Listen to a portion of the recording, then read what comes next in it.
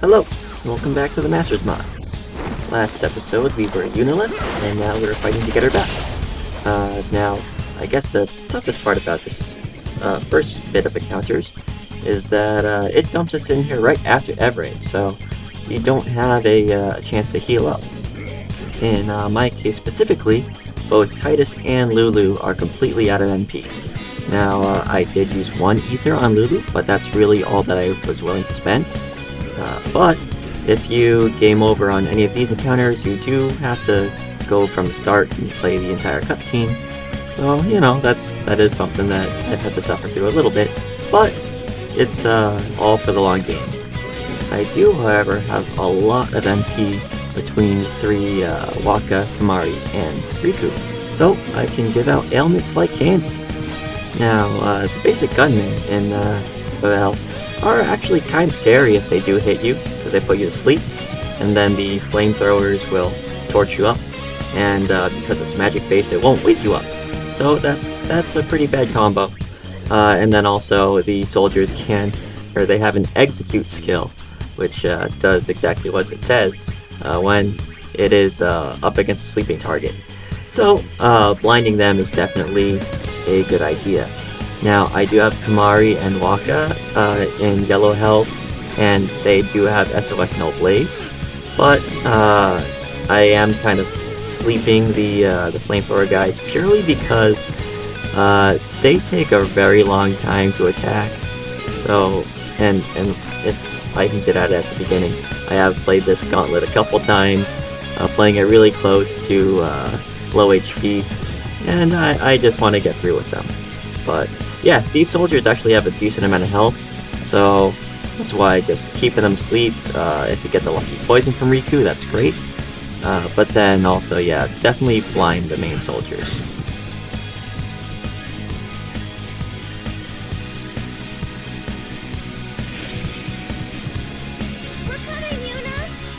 Now the mod has done a lot of changes to the kicking bot, which is actually pretty interesting. So essentially, whenever it hits one of your guys, it will bring them to 1 HP. Even when you start at 1 HP, it'll never take it to 0, but it's always supported by teammates that will definitely bring you to 0 if you don't neutralize them.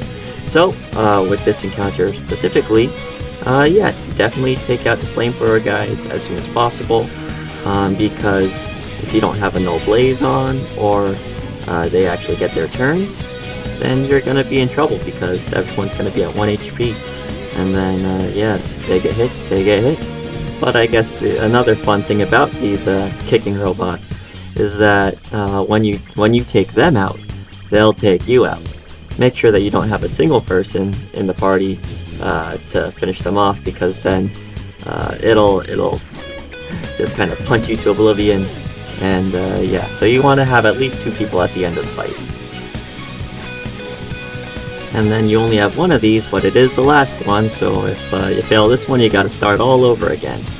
The combination of the soldiers and the cannon machina, it's that one. This is the scary one. So this is why I ethered up Lulu at the beginning, because we need to blitz that thing down with range, or else it will take out the party with the way that I've been doing things with low HP, because it can just squad wipe in the first turn. But then after he's out of the picture, as long as you have somebody relatively fast who can blind the basic soldiers, then it's home clear. Then after the Cloister Trials, we split the party, and now we have the Yuna section of the game. Now, it can be a little bit sketchy because, you know, we only have half the team, so a lot of our damage is gone, and then also some of our emergency ailments are gone, which I've been depending on a lot. But you do start this area off with Yuna having one get out of jail free card in the Aeon, so with that she can usually just reach Kamari after one encounter by herself, and then Kamari can kind of help bail out most of the enemies here by blinding them. Then you can get to Orin too. So once you get your main tank, and then whatever you have Kamari as, Well, he'll always have dark attack, so that'll be fine. Then you should be pretty clear. The enemies aren't nearly as punishing in this area as they are in the rest of the mod, which I definitely appreciate. As ever, the turtles are very easy to deal with once they're blind, and then they will target Auron a lot, so they'll kind of suicide run on that, which is pretty nice. And then the floating eyes, now we have Yuna and Lulu, so their magic damage, or you can just throw an offensive potion. That should take them out before they have a chance to attack. But they got a little bit nerfed from their last version, so if you throw out a Null Thunder, that should be enough to completely mitigate their big attack. So they're not too big of a threat. The triple fish fight isn't that bad. They can just be a little bit annoying with the they poison you if they hit, and then also they'll eventually turn themselves into dodge tanks. So if you blitz them down quick enough, then there's really not that big a deal. They just kind of get annoying if you let them stay for too long.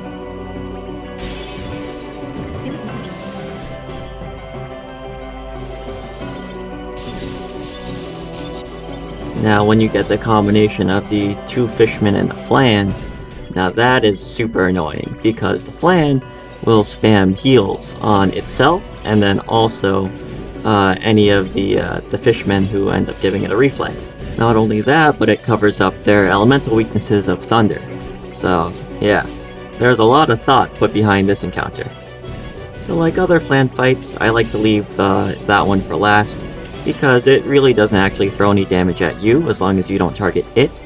But it does have a lot of support, especially for things like this where they do have synergy with healing its allies. But in this case, the allies aren't that bad, and you kind of want to take them out in the beginning anyway so they don't stack reflects, or reflexes. Then with the flan itself, you can threaten it or silence it, or just outspeed it with Null Tide, since my Kamari in particular has haste now. So yeah, there are ways to take it out. The encounter with the flan and the lizards is a little simpler. They don't heal each other quite as much, but the lizards can be kind of scary. But again, this area is a little easy on us because we don't have a lot of the party. So these guys can actually get hit a lot easier than most. So yeah, just don't let them hit you, or else you'll get a whole lot of status effects that you don't want. So yeah, take them out first and leave the flan for last, just like the rest.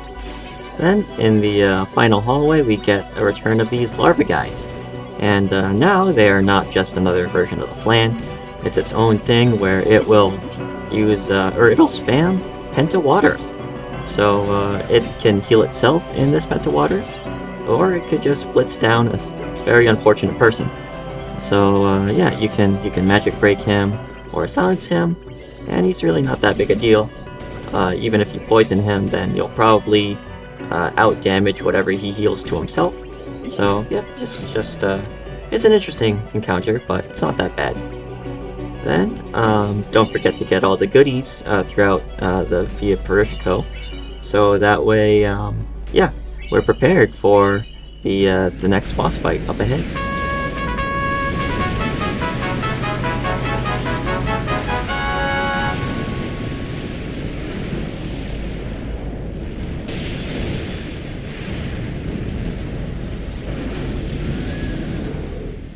So until now we've had plenty of ability stillers, so now we should use them. I found that bio or poison is super good in the Aeon fights, because they throw a lot of damage at you, and a lot of times you're just trying to survive.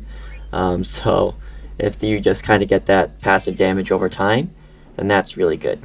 And then giving Bahamut Drain, so that way he has a way to heal himself, I think is definitely a plus. And then also Drain hurts the opponent too, so double. Your Aeons against mine. So the Ifrit fight is pretty simple. And for this one, I will use Shiva, because Shiva versus Ifrit, why not?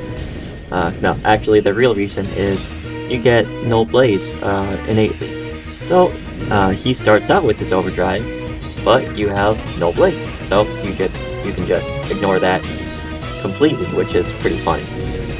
Then you get the poison off, and then you just kind of go through the cycle of reading, attack, and meteor strike. So you guard and attack or heal yourself up appropriately, and this fight should be easy. Now there is something that's kind of weird with my game. I'm very positive that the Aeon Overdrive should not be breaking the damage limit yet, and you'll see that this Diamond Dust does definitely over that quad 9. So there's something going on here, but I purposely made it so that Ifrit's life is well below 9999 before I use the Diamond Dust. I just did it for style points, really. In this fight in particular, with the bio and then just kind of stalling him out, I really actually don't even need the overdrive for this Ifrit, but yeah, just something to note. I don't know why I have the break damage limit on this early.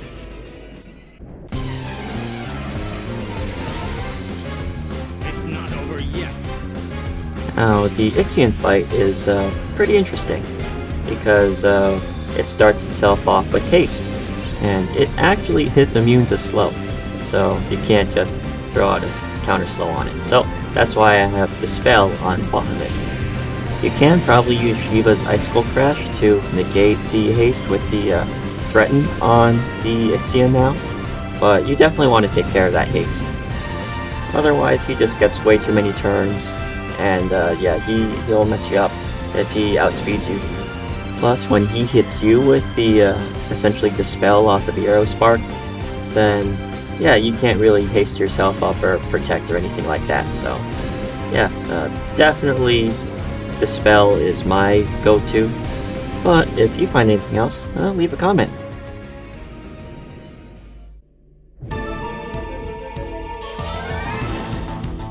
I cannot let you pass. And then, like, just in the story Issaru fight, we have Bahamut as the finisher. And with this one, it is a big race against time countdown.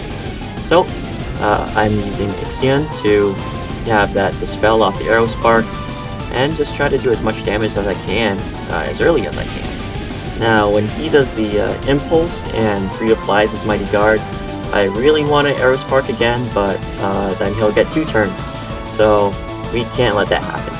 So instead, I just do a little Light Thunder to get rid of the Null Thunder, and then go for the Overdrive. Now, I'm not exactly sure how the damage calculation works, because it seems like he has Shell, but then he's defending, but the defending doesn't actually do anything against magic damage, but he's also in boost, so he takes more damage. Long story short, as long as the overdrive connects, it seems to do enough damage, so hey, we got it.